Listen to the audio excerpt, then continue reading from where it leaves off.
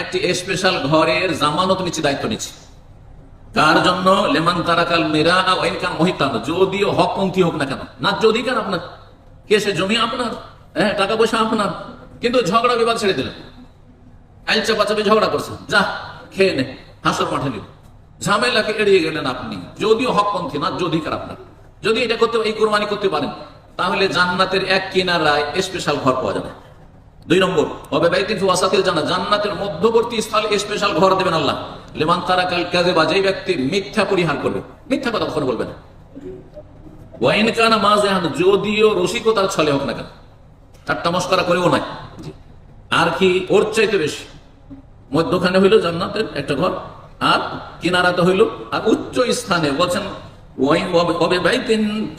জান্নাতে, জান্নাতের সবচেয়ে উচ্চ স্থানে স্পেশাল একটি ঘর দেবেন। কাকে? লেমান হাসানা খুলুকু, যার চরিত্র ভালো।